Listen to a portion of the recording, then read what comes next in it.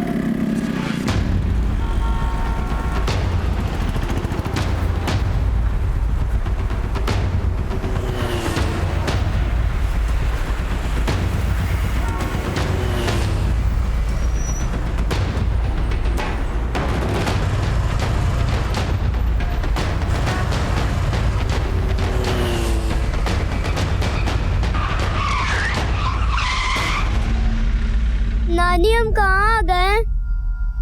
कहीं नहीं बेटा।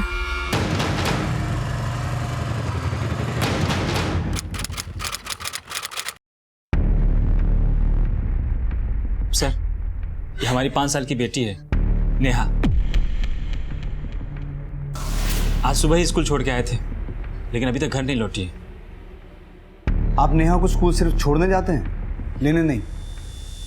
नहीं नहीं सर, लाने का जिम्मा हमारा है। लेकिन हम मार्केट गए थे खरीदारी करने, स्कूल पहुंचने में थोड़ा लेट हो गया सर। स्कूल पहुंचे तो टीचर बोले कि नेहा को तो आपकी माँ कब के घर लेके चली गई। क्या?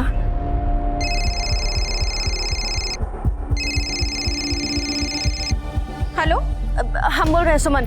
रानो जरा मम्मी से बात कराओ। हाँ हम अभी देखते हैं। मम्मी, मम्मी, मम्मी, मम्मी सुमन दीदी का फोन है।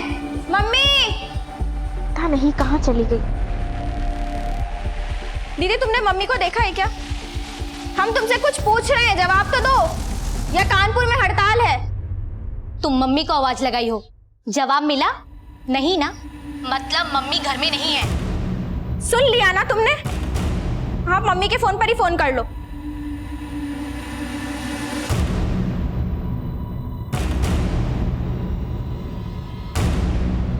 आस पड़ोस में हर जगह पूछ लिया, लेकिन ना तो मम्मी और नेहा अपने घर गई और ना हमारे घर आई। सबसे पहले तो तुम हमको ये बताओ कि जब उनको नेहा से इतना दिक्कत है तो इतनी ममता कहाँ से उमड़ आई कि चली गई स्कूल लाने के लिए उसको?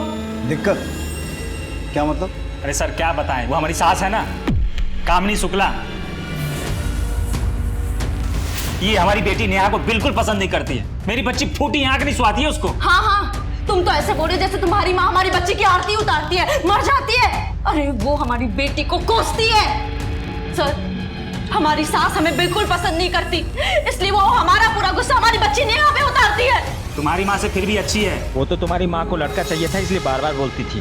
नहीं माँ, हमें खेलना है। नेहा रुको एक मिनट। नेहा हमारी बात तो सुनो। नेहा, पापा अभी आते ही होंगे, पहले हाथ मुंह धो लो, पैकिंग कर लो, फिर खेलो, ठीक है? चलो। अरे क्या तुम भी जब देखो इसके पीछे पड़ी रहती हो। मेरी बात मानो, एक बेटा पैदा कर लो। एक बेटा होने से ससुराल में इज्जत रहती है। मम्मी, हमारे लिए लड़का और लड़की दोनों बराबर है ना? अच्छा चलो, अगर ये बात है ना तो आज हमारी वो गत नहीं होती जो आज है। मम्मी ऐसा कुछ नहीं है। आज के जमाने में हमसे एक नहीं पलती, हम दो कैसे रहने दो। अगर तू 2 बच्चे नहीं पाल सकती ना तो इसे अनाथ आश्रम में डाल दे। अगर तुमने इसे अनाथ आश्रम में नहीं डाला ना तो एक दिन हम ही इसका कोई इंतजाम कर देंगे। अब बताइए सर, कौन माँ अपनी बेटी को ये समझाती है कि अपनी बच्ची को अनाथ आश्रम भेज दो? बताइए आप ही। हाँ तो वो तुम्हारी माँ के डर से बोल रही थी। मेरी माँ से नहीं डरती थी, तुम्हारी माँ से मेरी माँ डरती थी। अच्छा, अपनी अपनी बच्ची के लिए यहाँ आए हो या झगड़ने आए हो? सर हमारी बेटी को ढूंढिए सर, हमारी बेटी हमें दिलवा दीजिए। पता नहीं हमारी बच्ची किस हाल में होगी, कहाँ होगी। सर आप एफआईआर लिखिए मेरी सास के खिलाफ, कामिनी शुक्ला के खिलाफ। वही मेरी बच्ची को गायब की है। नानी हम कहाँ आ गए? कहीं नहीं बेटा।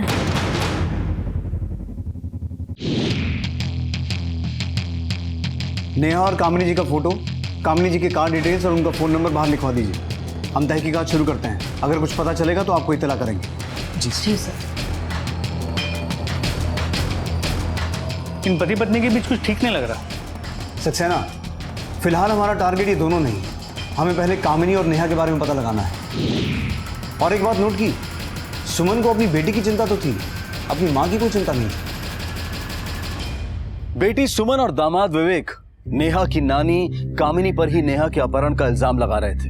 उनका कहना था कि कामिनी चाहती थी कि उनकी बेटी सुमन को बेटा हो, लेकिन कामिनी जैसी औरत जो खुद 3 बेटियों की मां है, जिसने तमाम तकलीफों के बावजूद उनकी परवरिश का जिम्मा उठाया, क्या वो अपनी नातिन को नुकसान पहुंचा सकती है? कभी कभी कठिन वक्त और हालात में हम कुछ गलत बोल जाते हैं, लेकिन इसका मतलब ये नहीं होता है कि हम वैसा कर ही गुजरेंगे।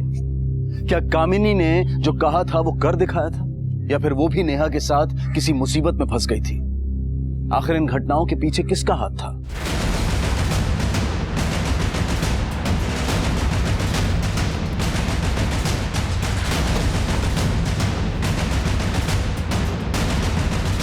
सुनिए, जी सर। घर के सभी सदस्यों को बाहर बुलाइए। क्या हुआ है सर? आप बुलाइए तो। जी। रानो, पापा।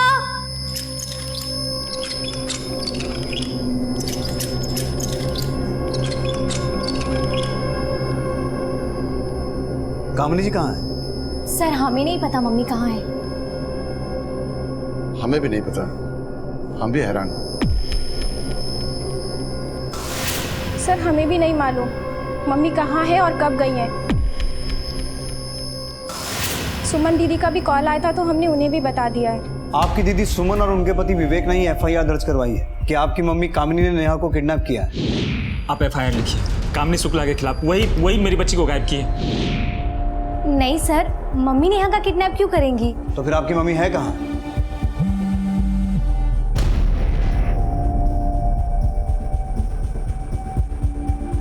देखिए, इस बारे में कुछ भी जानते हैं तो बता दीजिए, वरना बाद में आपको बहुत दिक्कत होगी। सर हमें कुछ नहीं मालूम।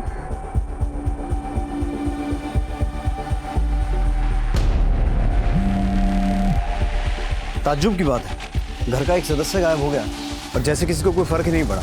किसी के चेहरे पर शिकन तक दिखाई नहीं दी। ऐसा लग रहा था कामिनी का गायब होना इनके लिए एक आम बात है।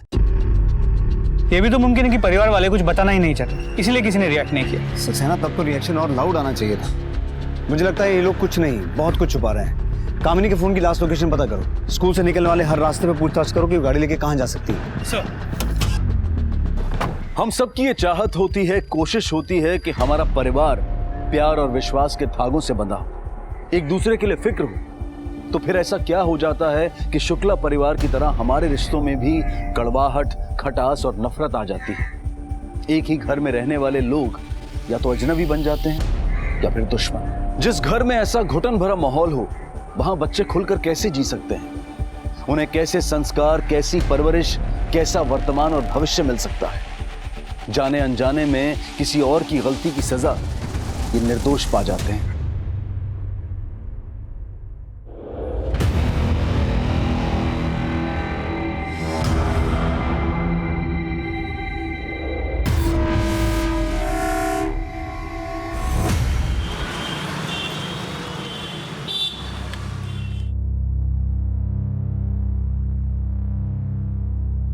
पापा, हम समझ सकते हैं कि पुलिस के सामने आप अपना मुंह नहीं खोले, पर पापा अब तो हमें बता दीजिए कि मम्मी और नेहा कहाँ है। कुछ तो बोली होगी मम्मी कि मम्मी नेहा के साथ कहाँ जा रही है। अपनी मर्जी की मालिक है, उसके लिए पति कुछ भी नहीं। आज तक कभी बताया है कुछ जो आज बता दे?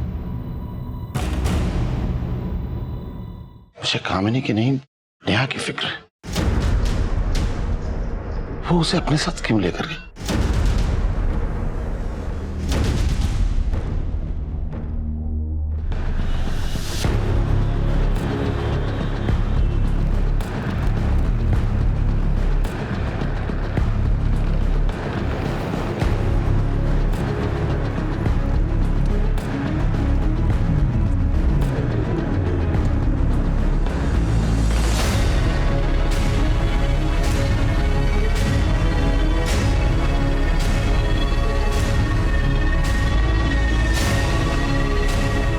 हेलो,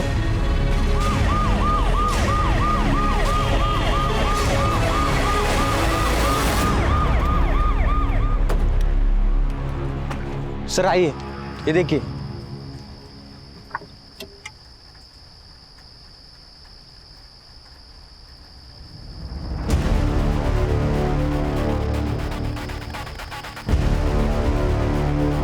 गाड़ी में से कुछ मिला? ये मिला सर।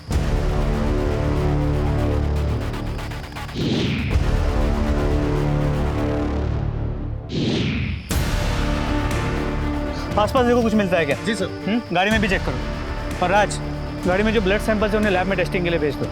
और कामिनी और नेहा दोनों के घर से ब्लड सैंपल लो डीएनए मैचिंग के लिए। देखते हैं खून कामिनी का है, नेहा का है और किसी का। जी सर।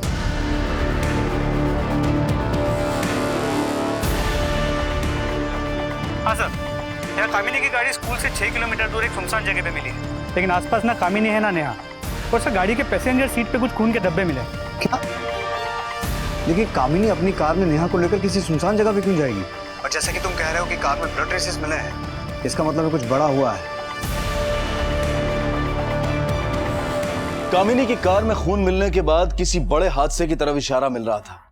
क्या हुआ था कामिनी के साथ? वो नेहा को लेकर कहां गायब हुई थी? वो अपनी ही बेटी सुमन की गृहस्थी को दांव पर लगाकर क्या साबित करना चाहती थी? क्या बेटी और बेटे के बीच के फर्क ने उसे इतना मजबूर कर दिया था कि उसने जानबूझकर ऐसा कदम उठाया था?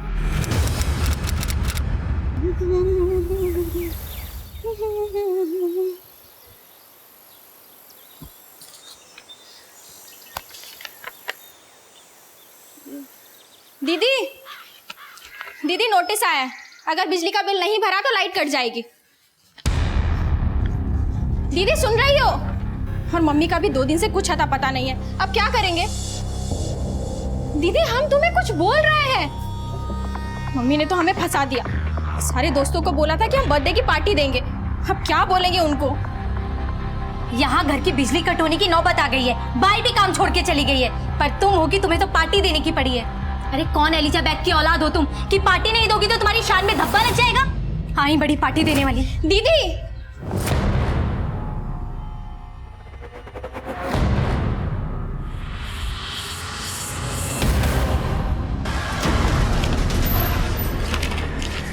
सर, गाड़ी में जो खून के धब्बे मिले थे उसकी डीएनए मैचिंग रिपोर्ट।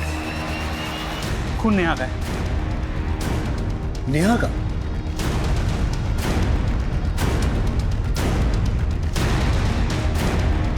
सुमन और विवेक को इन्फॉर्म कर दो कि कार में से जो खून मिला था वो उनकी बच्ची का। Okay sir. सर ये केस अब बिल्कुल क्लियर हो गया है।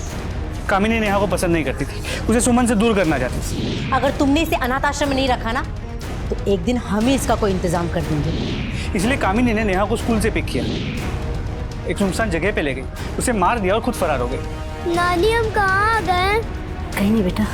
अगर कामिनी ने इतनी प्लानिंग की होती तो वो इस चीज का भी ध्यान रखती कि लोगों की नजर में ना आए।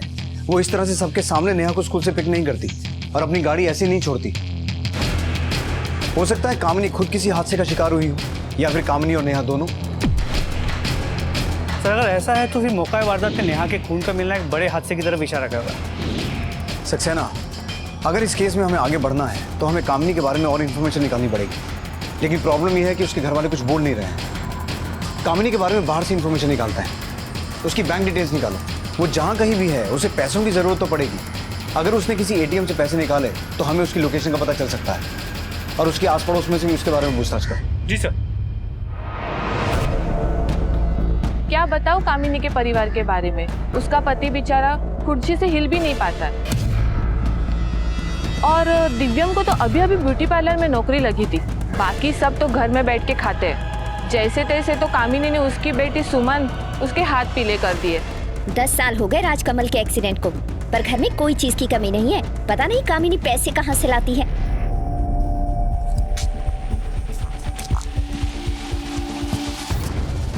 खाना खा लो। नहीं चाहिए मुझे खाना, नहीं चाहिए, नहीं चाहिए मुझे खाना, मुझे मेरे मम्मी पापा के पास जाना है।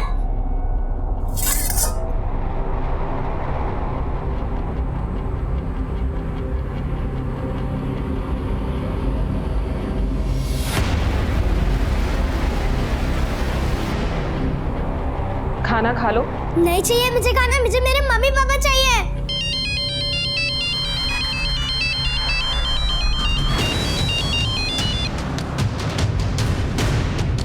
हेलो,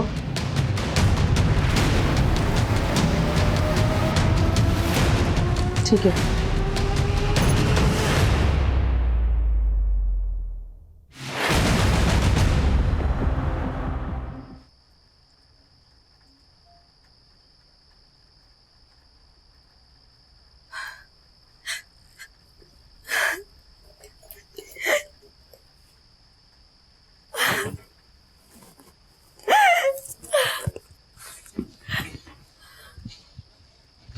इतना प्यार मत दिखाओ अपने बच्ची के लिए। अगर प्यार होता ना तो समय पे स्कूल जाती। मार्केट सब बंद हो रहा था ना, सारी खरीदारी उसी दिन करनी थी और खरीद लेती ना साड़ी। अगर समय पे चली जाती ना स्कूल तो आज नेहा हमारे साथ होती। और वो तुम्हारी मंथरा माँ, उसी का किया धरा है सारा खेल। कि तुम्हारा भी तो खेल हो सकता है। अगर तूने इसे अनाथ आश्रम में नहीं डाला तो मैं ही इसका कोई इंतजाम कर दूंगी। दामाद जी, आप कब आए? जब आप अपने माँ होने का फर्ज निभा रही थी ना और नेहा को अनाथ आश्रम भेजने का जो मास्टर प्लान बता रही थी तब। देखिए दामाद जी, मैं तो उसे बस समझा रही थी। अपना समझना समझाना जो है ना अपने पास रखिए। आपकी जैसी औरतें ही ना औरतों की दुश्मन होती है। आप गलत समझ रहे, मेरी बात तो सुनिए आप। अब तो आप ना बोले वही अच्छा है, वरना हम भूल जाएंगे कि आप लगती कौन है हमारी। और हाँ, दोबारा अगर नेहा को दूर करने का सोचे भी ना तो सही बता रहे, हमसे बुरा कोई नहीं होगा। चलो सुमन, जाके सामान पैक करो अपना। चलो नेहा। अभी तक तो कुछ नहीं किया है मैंने, पर कसम से एक बार तुम्हारी माँ हमारे हाथ लग जाए ना, जान से मार देंगे उसको। सर, कामिनी ने एटीएम से कोई ट्रांजैक्शन नहीं किया है। उसकी मोबाइल की आखिरी लोकेशन उस कार वाली जगह की। उसके बैंक अकाउंट में भी कुछ खास पैसे नहीं है, लेकिन उसके बैंक डिटेल से ही इंपॉर्टेंट इन्फॉर्मेशन मिली। सर ये देखिए, 1 साल पहले तक कोई महेश उसके अकाउंट में हर महीने 50,000 रुपये ट्रांसफर किया करता था। 6 महीने पहले तक कोई नवीन है जो उसके अकाउंट में हर महीने 60,000 रुपये ट्रांसफर किया करता था। और पिछले 1 साल से कोई संजीव सक्सेना है जो हर महीने 40,000 रुपये उसके अकाउंट में ट्रांसफर किया करता है। तो ऐसे 3-4 नाम और भी है। कामिनी कोई काम नहीं करती है, फिर भी घर की हालत ठीक ठाक है, गाड़ी भी मेंटेन की हुई है। मुझे लगता है स्टेटस मेंटेन करने के लिए उसने कोई दूसरा ही रास्ता ढूंढ रखा है। जी सर, पड़ोसियों के मुताबिक भी कामिनी का कैरेक्टर अच्छा नहीं है। राजकमल पिछले 10 साल से व्हीलचेयर पर है, घर में कोई कमाने वाला भी नहीं, फिर भी उनका घर ठीक ठाक चल रहा है। सक्सेना, ये संजीव, नवीन, महेश जितने भी हैं सबकी डिटेल्स निकालो। हो सकता है कामिनी ने इनमें से किसी से कांटेक्ट करने की कोशिश की हो, और कामिनी और नेहा इन दोनों की फोटो हर पुलिस स्टेशन में भिजवाओ और इन दोनों की फोटो अखबार में भी छपवाना। जी सर। हाँ ठीक है, पहले कहा है जो करो। देखो, हम ज्यादा बात नहीं कर सकते, अगर कोई सुन लेगा ना तो आफत आ जाएगी कि ये किराए पे पानी फिर जाएगा वो अलग। हम फोन रख रहे हैं अभी, बाय। केस की संजीदगी को देखते हुए पुलिस ने कामिनी और नेहा की खोज में कोई कसर नहीं छोड़ी और जगह जगह उनके पोस्टर लगवा दिए।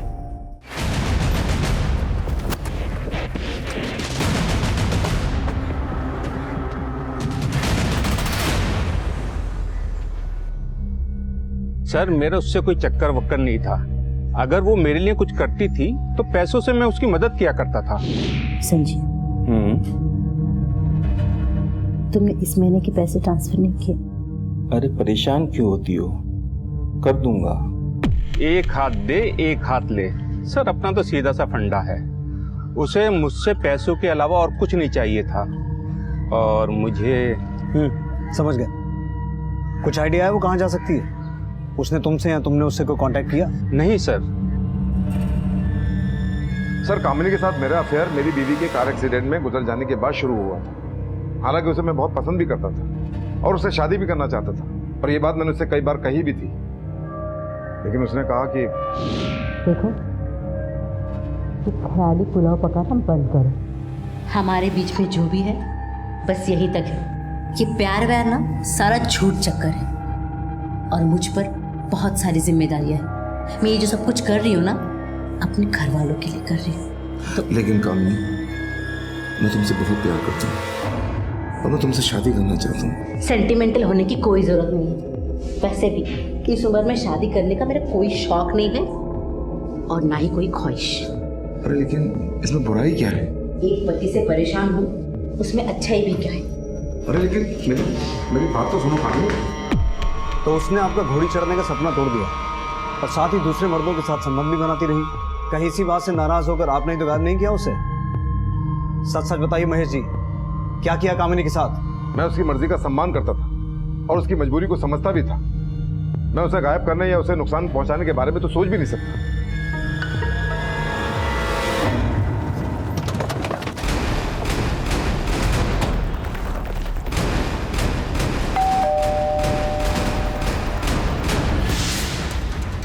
जी सर।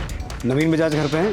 जी सर, हम मानते हैं कि हमारे कामिनी के साथ निजी संबंध थे। सुनो, इस महीने के पैसे ट्रांसफर करने वाले थे ना, कब करोगे? कर देंगे, हम पर विश्वास नहीं है। चलो, तुम्हारी खातिर ये भी सही।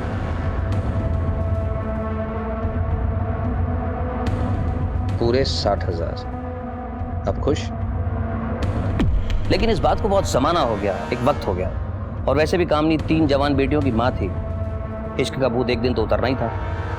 और फिर हमें लगा कि हम कुछ गलत कर रहे हैं तो हमने उससे दूरी बना ली और उसके बाद फिर हम लोग कभी नहीं मिले।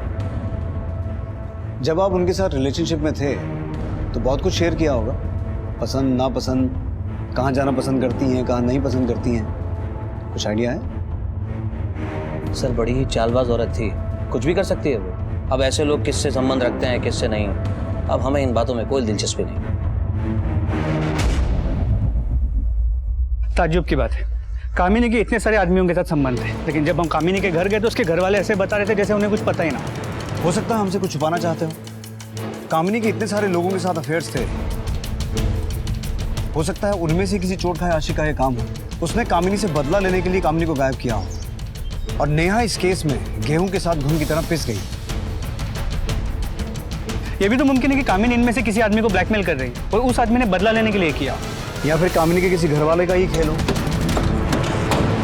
हम बड़े कई बार जिंदगी में बहुत कुछ गलत कर बैठते हैं और फिर उसे सही साबित करने के लिए उसका इल्जाम परिवार पर डाल देते हैं कि हमने तो ये सब परिवार की खुशी के लिए किया था, अपने बच्चों के लिए किया था। सवाल ये नहीं है कि कामिनी ने जो किया वो सही था या गलत, सवाल ये है कि कामिनी से उसके बच्चों ने क्या सीखा। संस्कार वो नहीं होते हैं जो बच्चों को हम किताबों से पढ़ाते हैं, बल्कि वो होते हैं जो बच्चे हमें जिंदगी में करते हुए देखते हैं। अगर आज कामिनी की जिंदगी में इतनी समस्याएं आई हैं तो उसके लिए जिम्मेदार वो और उसका पति है। तो क्या कामिनी का जिंदगी जीने का ढंग उसकी गुमशुदगी और नेहा के अपहरण का कारण बना? क्या कहानी में और भी कुछ था जो भी सामने नहीं आया था? क्या कामिनी की वजह से बच्ची घुन की तरह से पिस रही थी या फिर दोनों ही किसी अनचाही वारदात का शिकार हुए थे? कौन निर्दोष था और कौन दोषी, ये वक्त ही बताने वाला था।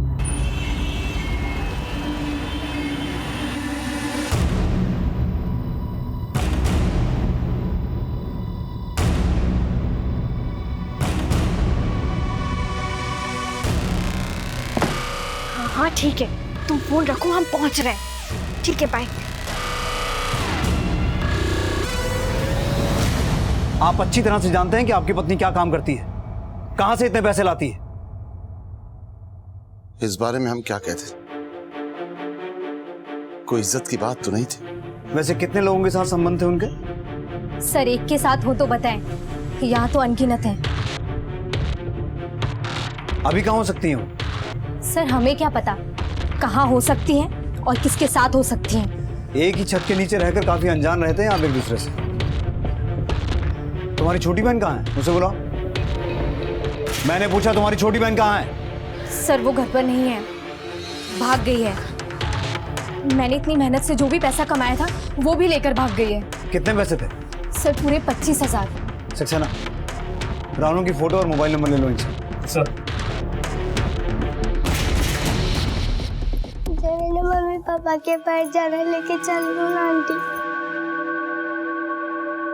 देखो बेटा, अगर आपने दवाई नहीं खाई तो नानी आके गुस्सा करेंगी कि आपने दवाई नहीं खाई। चलो पहले आप दवाई खा लो। नहीं खाऊंगी मैं दवाई, आप हमेशा झूठ बोलती हो मुझे। आप दवाई नहीं खाएंगी तो आपकी चोट कैसे ठीक होगी? खा लो। नहीं खानी मुझे दवाई। अगर आपने दवाई खा ली तो आपको आइसक्रीम खिलाऊंगी, ठीक है? नहीं, मैं आइसक्रीम सिर्फ अपने मम्मी पापा के साथ ही खाती हूँ। कहाँ है मम्मी जो उनके पास जाना है? आपके पापा का फोन आया था, वो जैसे ही आएंगे तो हम चलेंगे, ठीक है? आप ये दवाई खा लो।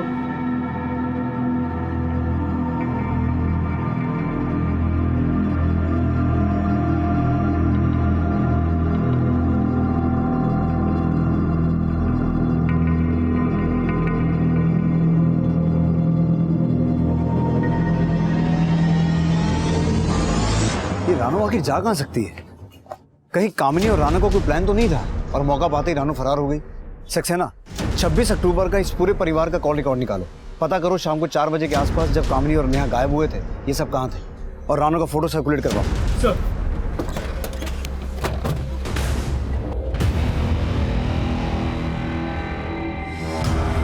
कहाँ भागने की कोशिश कर रही हो? आप झूठ बोलते, आप मेरी मम्मी को नहीं जानते हो। अगर मैं झूठ बोल रही होती तो ये डॉल मेरे पास कैसे आती? ये आपके पापा ने आपके लिए भिजवाई है।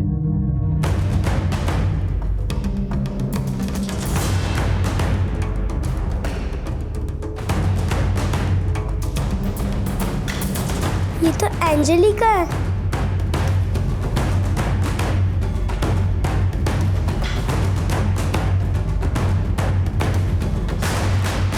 हेलो, काम हो गया।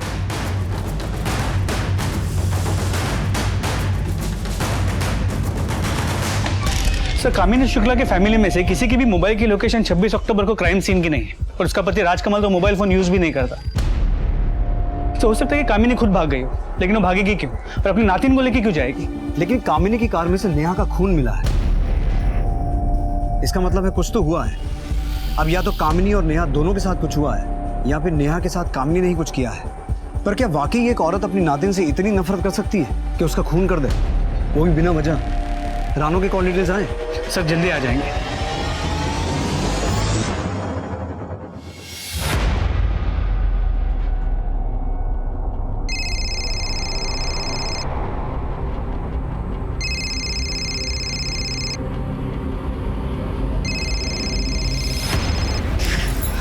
हेलो, हाँ बोलो। अभी? पर कैसे? अच्छा ठीक है, चलो हम अभी आते हैं। रानू के मोबाइल की last location Lucknow Gorakhpur highway की, पर रानू के कॉल रिकॉर्ड में ये एक नंबर है जिससे वो अक्सर बात किया करती थी। ये नंबर फेक आईडी पे रजिस्टर्ड है, और इस नंबर की अभी की लोकेशन हाईवे की है। हो सकता है नंबर कामिनी यूज कर रही हो, और ये सारी प्लानिंग कामिनी और रानू की हो। कामिनी ने रानू को फोन किया और रानू घर से पैसे चुराकर कामिनी के पास पहुंची हो।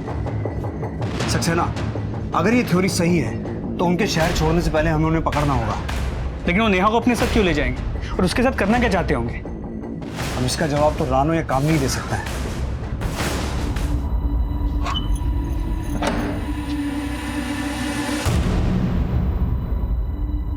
नेहा, नेहा,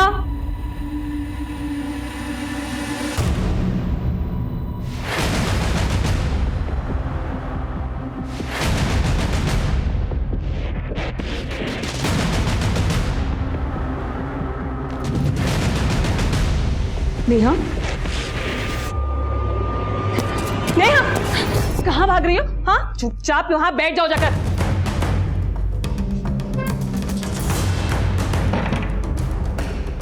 हेलो,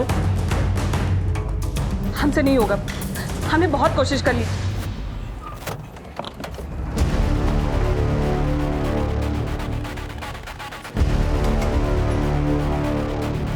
ये लड़की तुम्हारे यहाँ रुकी है?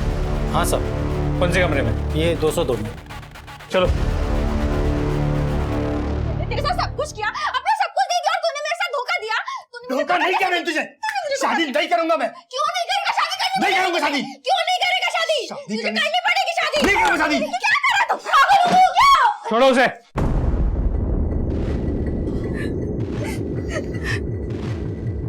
हाँ सर, हमारा इससे अफेयर था, लेकिन सर सिर्फ टाइम पास। ये हमारे पीछे पड़ी थी, हम इसके पीछे नहीं पड़े थे, और फिर गले पड़ने लगी हमारे। सर हम इससे बचने लगे तो इसने हमें बताया कि इसने हमारा एमएमएस बनाया है। ये देखिए सर,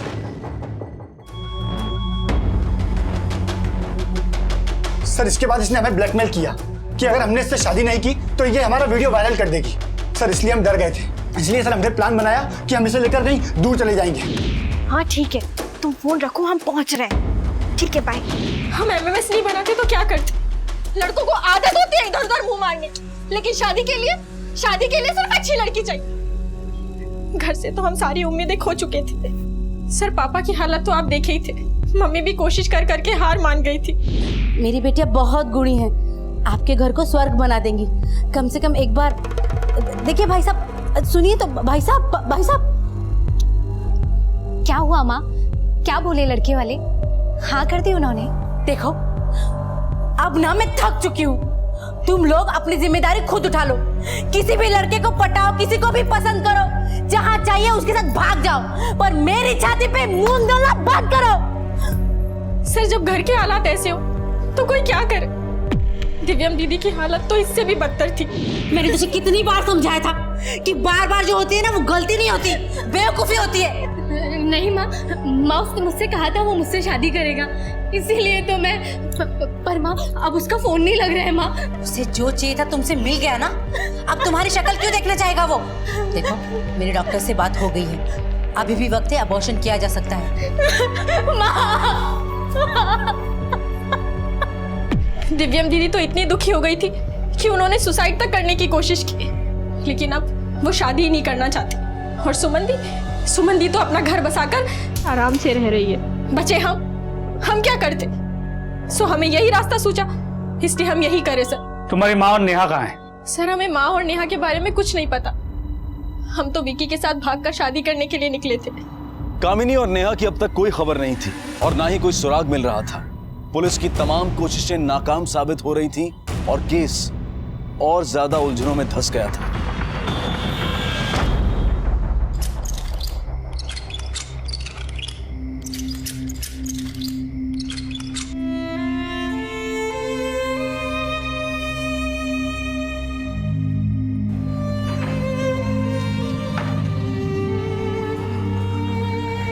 आपकी दीदी सुमन और उनके पति आप अच्छी तरह से जानते हैं कि आपकी पत्नी क्या काम करती है। आपकी मम्मी कामिनी ने नेहा को वैसे कितने लोगों के साथ संबंध थे उनके? सर एक के साथ हो तो बताएं, यहाँ तो अनगिनत है।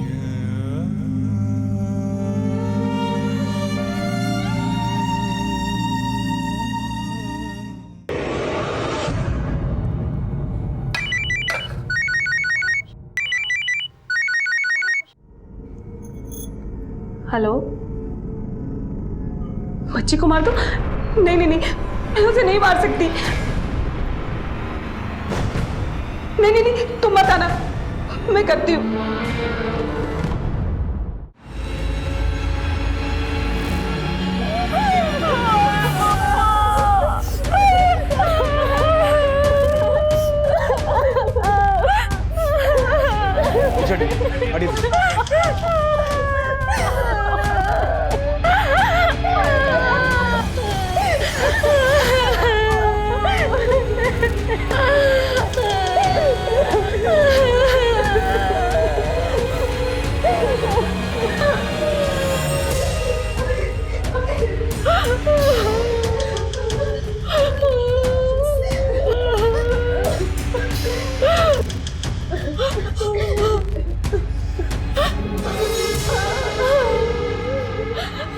सुसाइड का मामला लगता है। बॉडी को पोस्टमार्टम के लिए जाओ। सर पूरे घर की तलाशी लो। जी सर।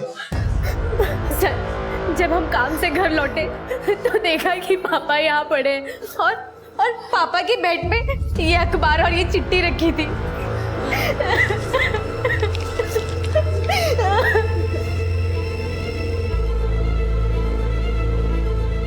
आज मैं कबूल करता हूँ कि गलती कामिनी की नहीं मेरी है। मैं इस घर में अकेला मर्द हूँ, इसलिए घर की जिम्मेदारी भी मेरी ही बनती है। पर मेरा अपाहिज होना इस घर के लिए और घर वालों के लिए बोझ हो गया, और बेचारी कामिनी को वो सब करना पड़ा जो वो कभी करना नहीं चाहती थी। उसने सारी बदनामी, सारे कीचड़ अपने ऊपर ले लिए ताकि हम सब पाक साफ रह सकें, पर उसकी मेहनत बेकार गई क्योंकि तीनों बेटियों की ज़िंदगी बर्बाद हो गई। कामिनी ने माँ और बाप दोनों का फ़र्ज़ निभाने की कोशिश की, पर अब मैं मेरे परिवार की और तबाही ना बर्दाश्त कर सकता हूँ और ना अनदेखा कर सकता हूँ। मेरी मौत का जिम्मेदार मेरे अलावा कोई नहीं है। राजकमल।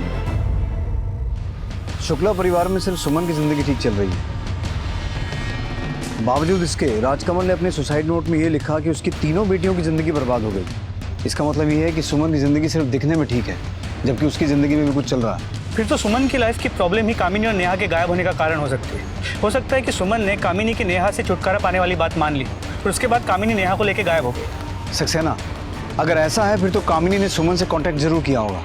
जितना जल्दी हो सके सुमन के कॉल रिकॉर्ड्स निकालो। हो सकता है सुमन को माँ होने के नाते जो अपनी इंक्वायरी से हमने बाहर रखा है वो हमारी भूल हो। सर, सास बहू साहब कभी बनती ही नहीं थी। एक पूरब जाती है, दूसरी पश्चिम। और सुमन का क्या बताएं साहब, पहले तो एकदम ठीक ठाक रहती थी, पर अब ना जाने उसको क्या हुआ है। हीरोइन की तरह चमक धमक के इधर उधर घूमती रहती है सब। सुमन की सास जमुना अपनी पोती नेहा को पसंद नहीं करती थी। जमुना मौसी जो थी वो पोते की आस लगाए बैठी थी। अब वो तो उनको मिला नहीं और सुमन से भी कुछ खासा जमता नहीं था उनका, छुटकारा चाहती थी। कामिनी और नेहा के गायब होने से काफी खुशी मिली होगी आपको। कामिनी की वजह से आपकी बदनामी हो रही थी और पोते की जगह पोती आ गई थी, तो उससे भी छुटकारा मिल गया। नेहा से कोई हमारी दुश्मनी नहीं थी, तो कामिनी नहीं कमीनी थी। जब से उसकी बिटिया हमारे घर में ब्याह के आई है ना, मोहल्ले में गज भर लंबी जबान निकल आई है लोगों की। सुमन के घर वालों की बदचलने की वजह से हम भी बदनाम हो गए हैं, जीना मुश्किल हो गया है हमारा। और इसी वजह से आपने उन दोनों की जान ले ली। नहीं साहब, अगर इस हादसे में आपका जरा सा भी हाथ हुआ ना, तो याद रखिएगा आपकी बदनामी जेल तक आपके साथ जाएगी।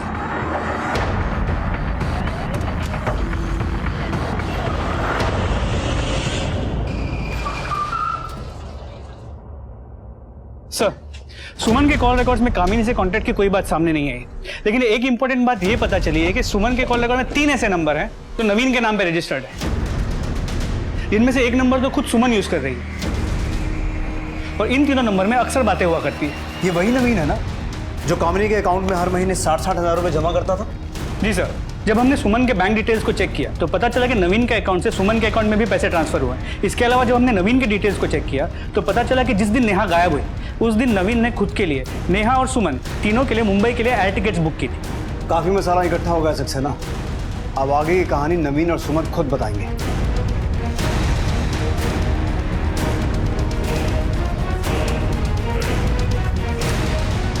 ये रहे तुम्हारे कॉल रिकॉर्ड्स और बैंक डिटेल्स। अब सब कुछ सच सच बता दो, वरना हम तो सच उगलवा ही लेंगे।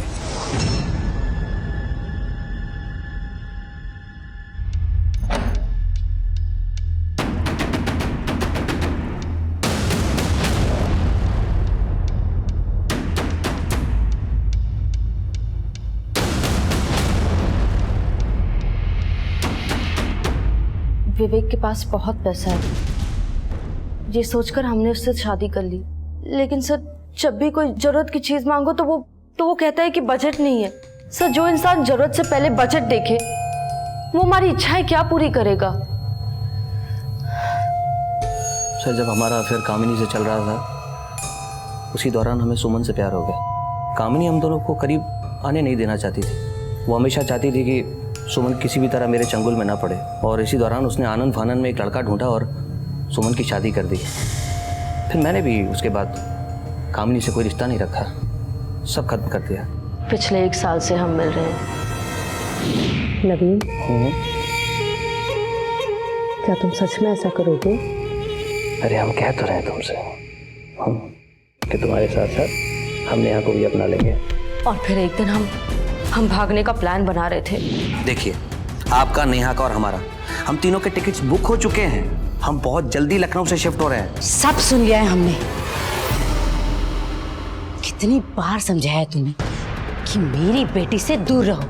मोहब्बत सिर्फ हमने अकेले ने नहीं की है, ये हम दोनों का फैसला है।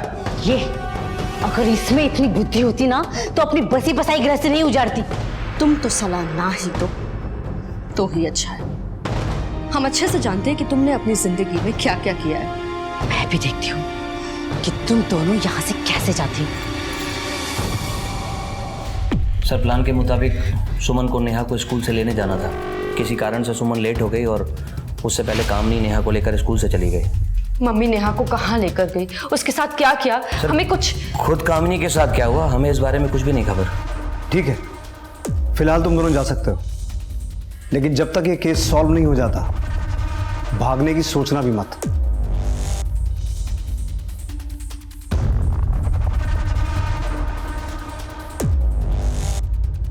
सक्सेना, नजर रखो इन दोनों पर। सर,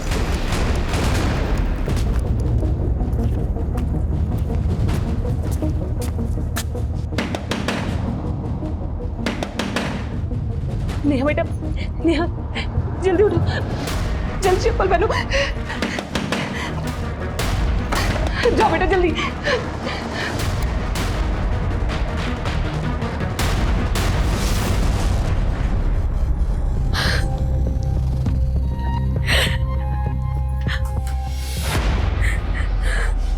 क्या कमी थी हमें जो इतना बड़ा धोखा दिया, हमारे साथ धोखा किया? हमने तुम्हें धोखा नहीं दिया, बल्कि हमारी माँ ने हमें धोखा दिया। तुम जैसे से शादी करो आगे। अब तुम्हारे और नेहा के साथ हमारा कोई संबंध नहीं है। निकलो तुम अभी, निकलो।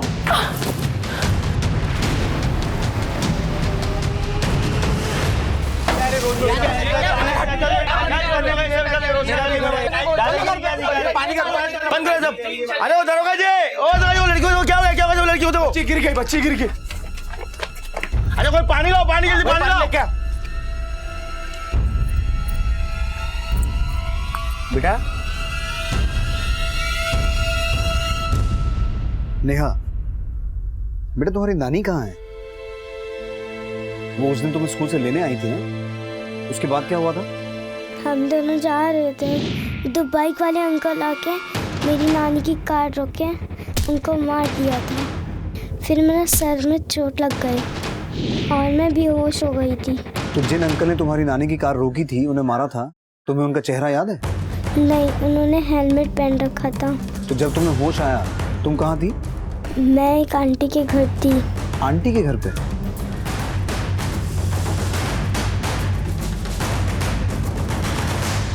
सर, बच्ची मुझे यहाँ पे बेहोश पड़ी मिली।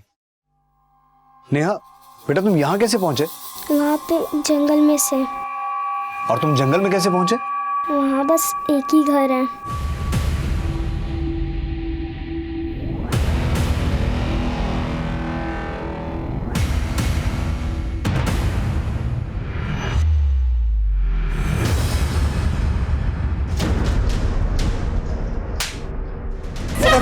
बता दो साहब। बोल। मैं नेहा को उठाने गया था साहब, लेकिन जब मैं स्कूल पहुंचा तो मैंने देखा कि कामनी नेहा को अपने साथ एक कार में जा रही थी। मैंने उसका पीछा किया, उसने कार एक सुनसान जगह में रोक दी साहब। वो नेहा को छोड़ नहीं रही साहब। नेहा को छुड़ाने के लिए मैंने उसे मारा और वो मर गई, लेकिन नेहा को नहीं मार सका।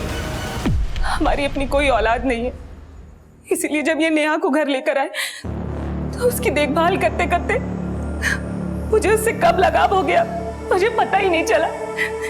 इसलिए जब इन्होंने उसे मारने को कहा तो मैं उसे मार नहीं पाई। नेहा को मारने का ऑर्डर किसने दिया था?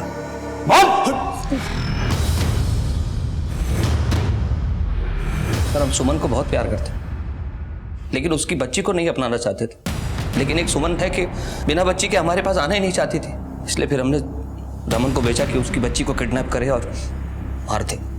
नवीन,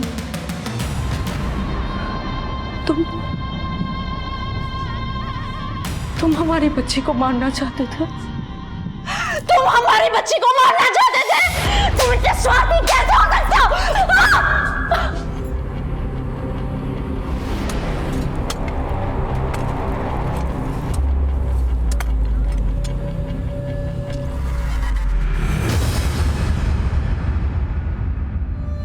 बतौर माता पिता जब भी कोई फैसला लें तो सिर्फ उसके अच्छे के बारे में नहीं बल्कि बुरे प्रभाव के बारे में भी सोचे, क्योंकि बच्चे माता पिता की परछाई होते हैं और ये माता पिता पर ही निर्भर करता है कि वो परछाई उज्जवल होगी या फिर स्याह। इसी विचार के साथ अब मैं अनूप सोनी आपसे विदा लेता हूं। फिर मुलाकात होगी अगले एपिसोड में एक और चौंका देने वाले केस के साथ। तब तक अपना और अपने परिवार का ख्याल रखें और देखते रहें क्राइम पेट्रोल डायल 100। सबक एक को, सीख हम सबको। जय हिंद।